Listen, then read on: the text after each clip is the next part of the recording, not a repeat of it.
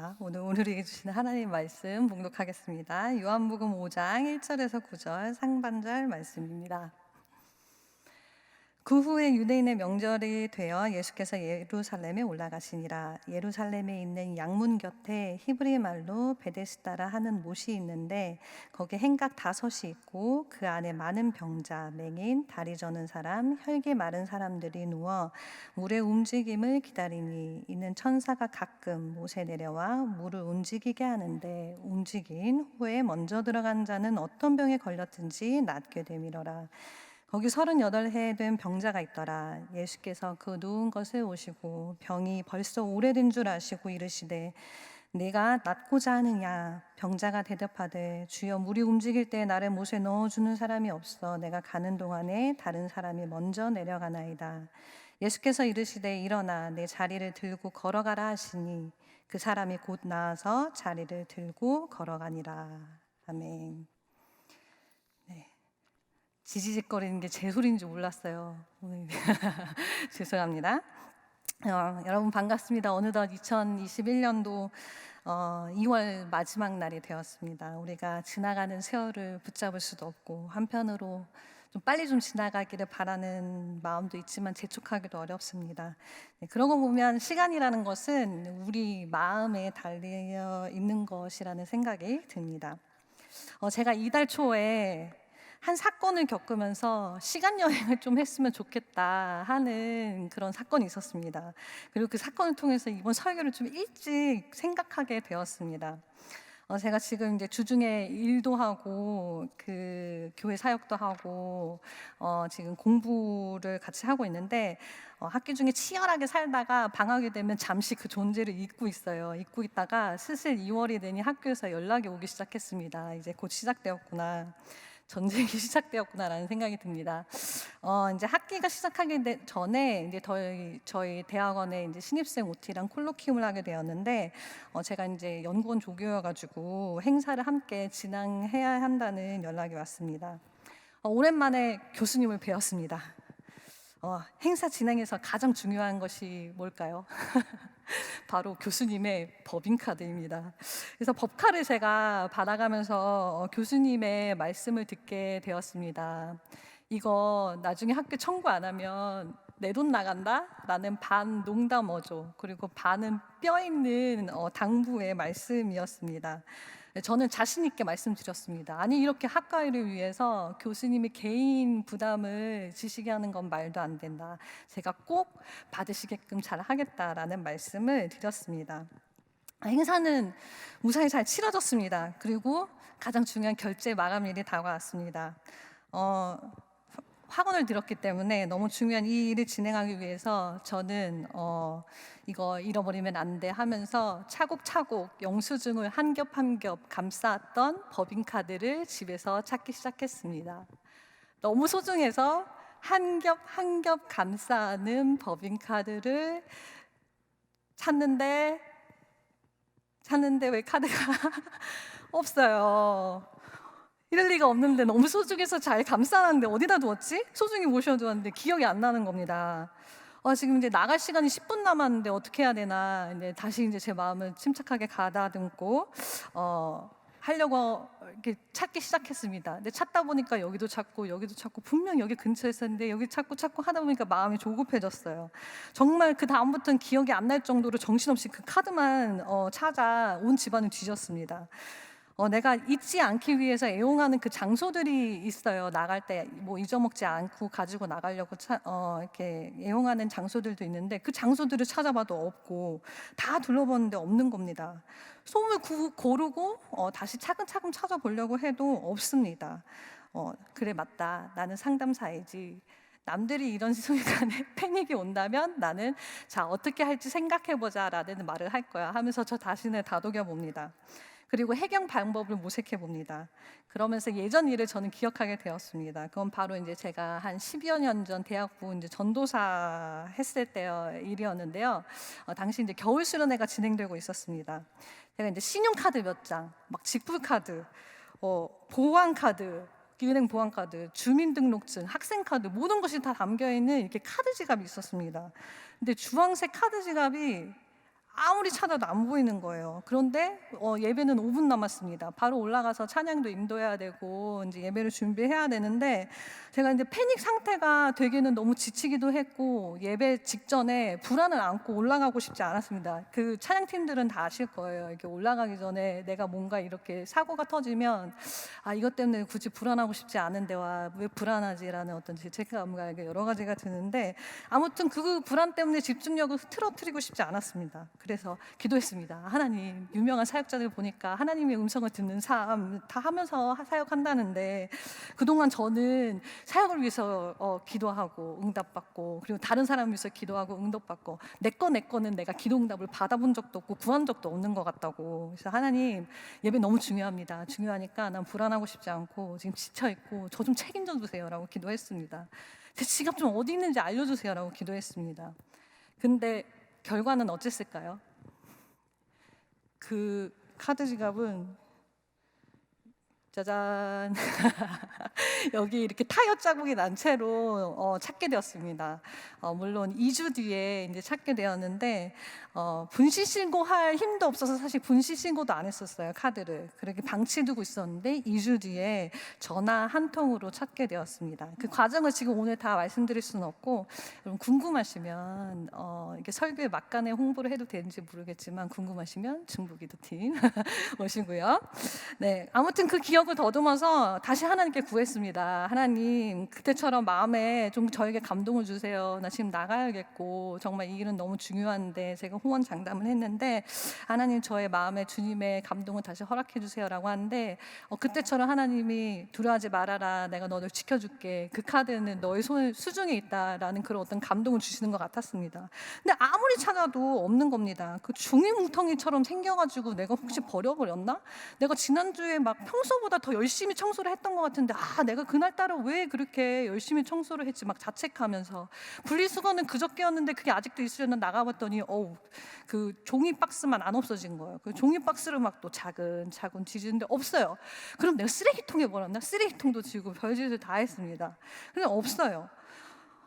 학교를 갔습니다. 그러면 학교에 가서 일단 일 처리를 해보자. 그래서 관리실에서 이제 그 키를 받아가지고 온갖 제가 다녔던 그 장소들을 다 열어가면서 찾았는데 없었습니다. 주님, 분명히 제 수중에 있다고 하셨죠? 그러셨잖아요. 그거 없으면 안 돼요. 그거 없으면 안 돼요. 근데 아무리 찾아도 없어요. 집에 와서 다시 차근차근 찾아봐도 없어요. 근데 그날은 이상하게 제가 문제를 해결을 해야 되는데, 이상하리만큼 제가 그 카드를 찾는 거에 너무 집착하고 있는 저를 발견하게 되었습니다. 그러면서 주님, 나에게 감동 주셨습니까? 주여, 믿습니다 라고 하면서 이렇게 계속 찾았습니다. 그러나 결국에 오후가 돼서는 제가 교수님께 연락을 드려야겠다는 생각이 들어서 연락을 드렸습니다. 연락을 받지 않으셔서 장문의 문자를 남겼습니다. 교수님, 법인카드를 잃어버렸어요. 이러해서 이런 일이 생겼는데 교수님, 분실 신고하셔야 되고, 그리고 영수증 하나하나 이거 다 출력하셔야 됩니다 라는 문자를 드리게 되었습니다. 보내놓고 그 핸드폰을 뚫어지게 쳐다봤습니다. 그러나 전화를 안 받으셨던 교수님의 문자는 오지 않았습니다. 한참 초조하게 기다리다가 잠이 들었습니다. 자는 둥 마는 둥 내내 생각했습니다. 내가 호언장담해놓고 내 잘못으로 교수님이 고생하시게 되었구나. 진짜 짜증나시겠다. 마치 교수님 화를 참느라 문자를 안 보내고 계신다는 생각이 들었습니다. 그러나 그분은 그럴 분이 아니시라는 걸 제가 알고 있습니다. 머리로는 그게 아니란 걸 알지만 감정에는 그런 마음이 들어서 내내 자는 동안 이렇게 두 이성과 감정이 싸우는 전쟁을 겪게 되었습니다. 한참 눈 감고 있는데 하나님께 말씀드렸습니다. 내가 너무 많은 일들을 통해서 지금까지 살아오면서 하나님이 살아계심을 내가 체험하고 해서 하나님께 원망을 드릴 수가 없다. 그런데 응답이나 그렇게 주시지 마 하면서 원망을 안 하겠다면서 결국에는 원망을 하면서 이제 해가 기울은 것을 제가 보게 되었습니다. 그런데 드디어 저녁에 단문이 왔습니다. 하루의 긴장을 녹이듯 친절하게 조목조목 이렇게 해결했다 단문이 왔습니다. 물론 교수님과 이제 제가 가깝기 때문에 바쁘신 중에 전혀 불만이 없으셨던 건 아니라는 걸 제가 알아요. 그러나 제가 이제 책임감 강한 성격에 자책하고 있을 거라는 걸 아셨는지 친절하게 저에게 배려하신 듯한, 헤아리신 듯한 문자 어투에 안정이 되고 머릿속에서 조금 이 사건이 정리가 되었습니다. 해결 방법이 카드를 찾는 것만 있는 것이 아닌데 내가 알면서 왜 이렇게 집착했을까? 알고 보니 나는 교수님과의 불편한 관계를 피하고 싶었구나. 큰 소리 쳐놨는데 아쉬운 소리 하고 싶지 않았구나. 이전의 경험이, 이 카드 지갑을 찾았던 경험이 여기 아직도 그 타이어 자국이 남아 있는데요. 이 경험이 하나님을 신뢰하지 못했던 장전도사의 그 하나님과의 관계가 회복되는 그런 하나님과의 관계로의 초대였다면, 이번 이 사건은 인간관계에서 또한 신뢰를 되찾는 그런 관계로의 초대로구나라는 생각을 하게 되었습니다. 여러분, 그 일주일 뒤에 근데 제 책상에 이따만한 철통 필통이 있는데 그 볼펜들 사이에서 뭐가 껴 있었게요? 그 법인카드가 소중하게 한 겹 한 겹 감사했던 카드가 꽂혀 있었습니다. 하나님은 신실하십니다. 제가 어리석은 거죠. 자, 여러분, 오늘 말씀에는 베데스다라는 목가에 38년 동안 아파서 무기력하게 누워있던 사람이 있었습니다. 이 사람의 병은 너무 오래되었습니다. 베데스다라는 목가는 신화가 전해져 내려왔던 그런 곳인데요.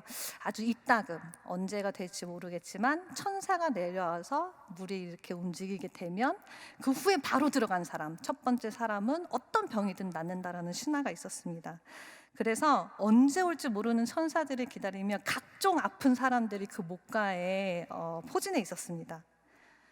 그런데 하루는 예수님께서 그 38년 된 병자에게 다가오셨습니다. 그의 병이 오랜 줄 아셨습니다. 그리고 하나의 질문을 던지셨습니다. 내가 낫고자 하느냐? 사람은 언제 생기를 잃어버리는지 아세요? 내 욕구가 자주 또한 오랫동안 좌절이 되면 생기를 잃어버리게 됩니다. 요즘에 애니어그램이라는 성격 검사 되게 많이 유행하고 관심이 여러분이 많으신 것 같아요. 그 검사는 이제 9가지의 기본 욕구를 기반으로 만들어졌어요. 대부분 그 성격 유형이 강한 분들은, 뚜렷한 분들은 그 특정 욕구를 충족하지 못할까봐 이렇게 불안 때문에 고착되어 있는 경우가 많습니다. 그래서 상담실에 있다 보면 나 문제 있는 것 같아요. 이렇게 눈꼬리 내리고 오세요. 그런데 이 검사를 받고 같이 이제 검사 결과를 분석하면 내 욕구가 무엇인지 설명을 듣기만 해도 눈이 다시 반짝반짝 하는 것을 볼 수가 있습니다. 그래서 사람의 욕구는 에너지이고 생기입니다. 우리가 고착된 욕구 불만에서 벗어나 하나님과 자유롭고도 신뢰하는 관계를 맺는, 우리가 흔히 맡긴다라고 하는데, 그렇게 스스로 좀 조절 가능하고 만족한 상태로 우리는 성숙해져 가는 건데요. 아무튼 이 사람은 너무 오랫동안 질병 때문에 자신의 욕구가 좌절되어 있었고, 그 다음에 삶 자체의 생기를 잃어버린 채 38년 동안 그곳에 있었습니다. 이 사람은 누가 봐도 아픈 사람이고, 누가 봐도 지금까지 거기 있었고, 누가 봐도 내일도 거기 있을 사람입니다. 이게 무슨 말이냐면은, 다른 사람도 이 사람이 고쳐질 걸 기대하지 않고, 자기 자신도 고쳐질 것을 스스로 기대하지 않고, 베데스다의 목가에 바라지 못할 희망을 바라보면서 그렇게 살아가고 있는 것입니다. 그래서 네가 낫고자 하느냐라는 주님이 질문을 던지실 때 네! 낫고 싶어요! 라는 자신의 열망을 얘기하기보다는 주님, 저 물이 움직일 때 저를 데려가 준 사람이 없어요. 보시다시피 저는 아파요. 저는 가더라도 느려서 다른 사람이 먼저 가게 될 거예요. 저는 그런 기회를 얻을 수 없어요. 나는 안 돼요. 제가 간절히 그 법인카드를 찾고 싶었던 것처럼 이 사람은 간절히 천사가 다녀간 후 저 물에 내려가는 게 일생일대 소원이었을 것입니다. 네가 낫고자 하느냐? 병자가 이제 주저리 막 다른 변명을 늘어놓으니까 주님은 이어서 말씀하십니다. 너가 낫고자 하느냐, 치유 치유를 물어보신 우리 주님이, 치유를 원하는지 물어보신 주님이 이 사람이 더 근본적으로 정말 필요했고 원했지만 오랫동안 좌절되었던 것, 자신에게 필요하고 자신이 원하는지도 그 감각조차 잃어버린 것, 그래서 다른 레파토리로 대체한 그것을 말씀하십니다. 우리 8절에서 9절을 보시면 주님이 말씀하십니다. 일어나 내 자리를 들고 걸어가라 하시니 그 사람이 곧 나아서 자리를 들고 걸어가니라. 일어나 너의 삶을 살아라 하시니 그 사람의 병이 나아서 자리를 들고 삶으로 걸어가니라. 예수님은 물로 가나안 혼인잔치에서 포도주를 만드셨습니다. 또한 예수님은 사마리아 여인에게 예배에 대한 진리를 가르치시면서 보통 물이 아닌 영원한 생수를 말씀하셨습니다. 예수님은 베데스다 못갈 38년 된 병자에게 치유의 물이 아닌 삶, 생명을 주시는데요. 그것을 예수님께서는 어떻게 하셨습니까? 이 사람은 오랫동안 좌절에 머물게 한, 또한 삶을 잃어버리게 한 단절된 관계성을 회복하심으로써 그렇게 하셨습니다. 제가 오늘 설교 이제 제목을 생명을 불어넣는 질문이라고 이렇게 지었습니다. 예수님이 이 사람에게 하신 질문, 내가 낫고자 하느냐? 이 질문은 왜 생명을 불어넣는 질문이 되었을까요? 오래 좌절되어 스스로에게 잊혀진, 그러나 그 누구에게도 관심받지 못했던 희망사항을 일깨우는 질문이었기 때문일 것입니다.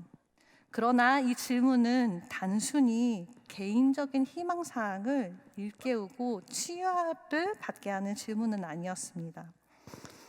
예수님은 이 질문으로서 이 병자를 예수님과의 관계로 초대하신 것이었고, 동시에 또한 인간관계, 사회적 관계, 공동체의 관계로 초대하시는 질문이었습니다. 이렇게 한번 보겠습니다. 이 병자가 아픈 동안, 목가에 내려가기를 바라는 동안 그의 가족은 어디 있었으며, 지역 공동체는 무엇을 하고 있었으며, 신앙의 공동체는 무엇을 하고 있었으며, 그리고 사회는 무엇을 하고 있었을까요?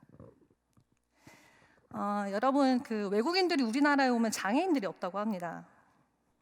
네, 여러분, 장애인이 정말 없어서일까요?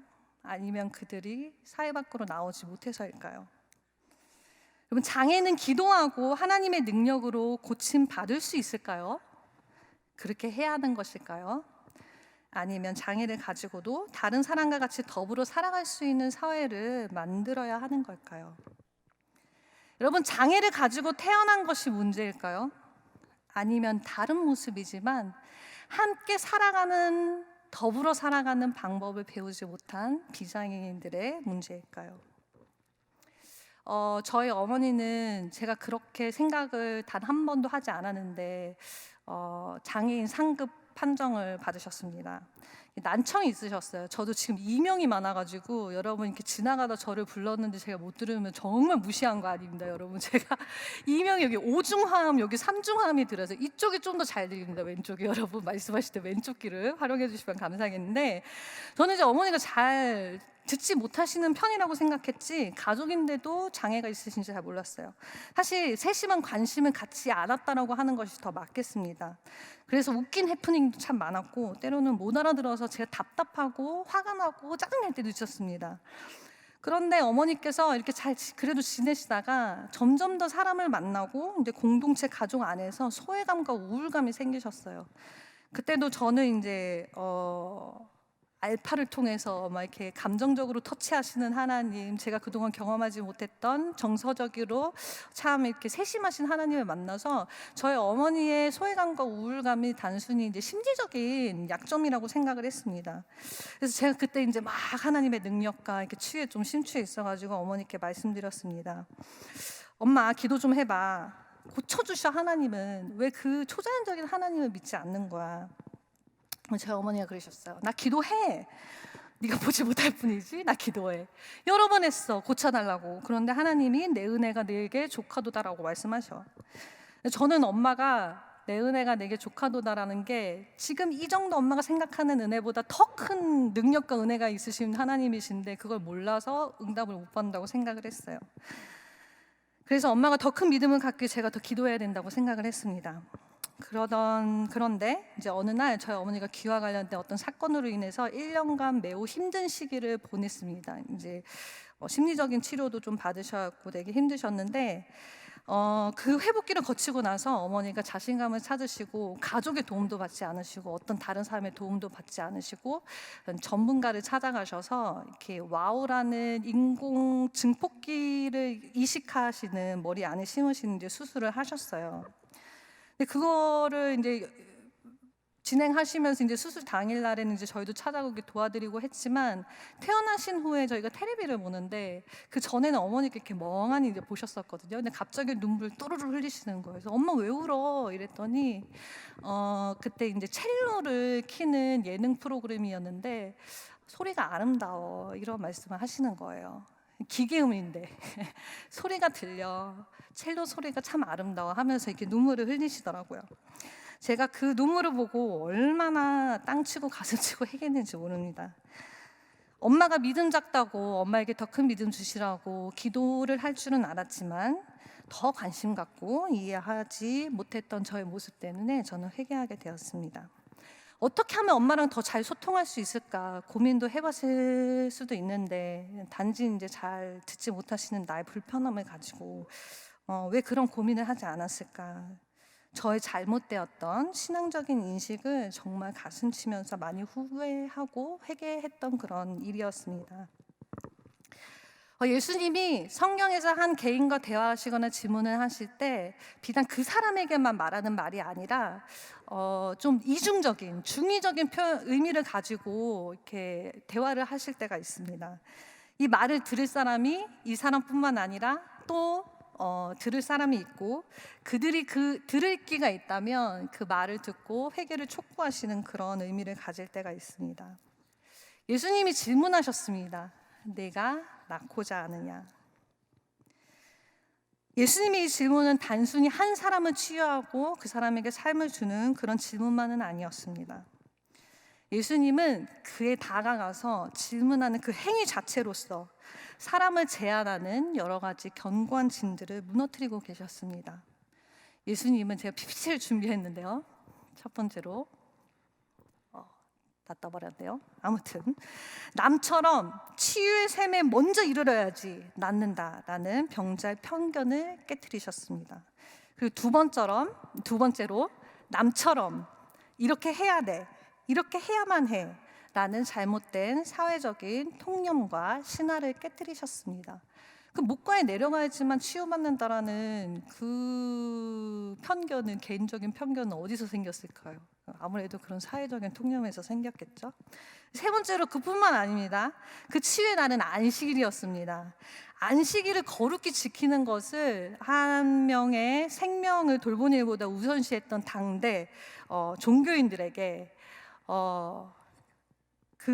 그들이 정말 중요하게 지키고자 했던 규례로 하나님 뜻을 주객전도한 종교인들의 악습을 깨트리셨습니다. 그리고 네 번째 마지막으로 수많은 사람들이 지나다녔지만 아픈 이들은 아픈 이들이라며 무관심했던 사회와 대중의 방관적인 자세를 깨트리셨습니다. 예수님은 진정한 하나님의 마음을 아는 것을 방해하고 종교적인 행위로 대체한 모든 악습을 깨트리셨습니다. 그리고 그 병자에게 필요한 진정으로 필요한 것, 즉 생명과 삶을 주셨습니다. 그 생명은 예수님과의 관계로의 초대였고 그뿐만 아니라 깨어진 공동체성의 회복이었습니다. 여러분은 오랫동안 희망이 저버려져서 그것을 내가 슬퍼하고 있다라는 것조차 무감각해진 그런 일들이 있습니까? 오랫동안 희망을 저버린 여러분의 일들은 무엇입니까? 그러나 그 희망을 잃어버린 채 다른 신화적인 희망을 바라고 계시지는 않습니까? 그것이 혹여나 하나님이라는 어떤 용어가 들어가는 일일지라도 말이죠. 또한 여러분은 생명을 불어넣는 질문을 누군가에게 건네본 적이 있으십니까? 삶을 잃어버린 누군가에게 건네는 이 질문이 예수님과의 관계로 초대하고 공동체성을 회복시키는 그런 생명을 불어넣는 질문이기를 소망해 본 적이 있으십니까? 만약에 그런 소망이 지금 이 시간 여러분 안에 잔잔히 든다면 여러분 지금 이 시간 같이 기도하시면 좋겠습니다. 기도하겠습니다. 하나님 감사합니다. 내가 낫고자 하느냐 주님의 질문을 통해 베데스다 목가 옆에서 주님을 만나게 하시니 감사합니다. 우리의 오랜 좌절을 보게 하시고 주님과의 관계로 초대하시니 감사합니다. 또한 그것을 공동체 안에서 함께 짊어지고 해결해갈 대안도 보게 하시니 감사합니다. 오랜 좌절의 자리에서 일어나 우리 삶으로 걸어갈 수 있도록 주님 도와주시옵소서. 또한 더 이상 우리가 방관하지 않고 공동체적인 책임을 함께 지고 가는 저희들이 될 수 있도록 도와주시옵소서. 주님, 저희들은 부족합니다. 주님의 온유한 마음으로 우리를 가르쳐 주옵소서. 예수 그리스도의 이름으로 기도드립니다.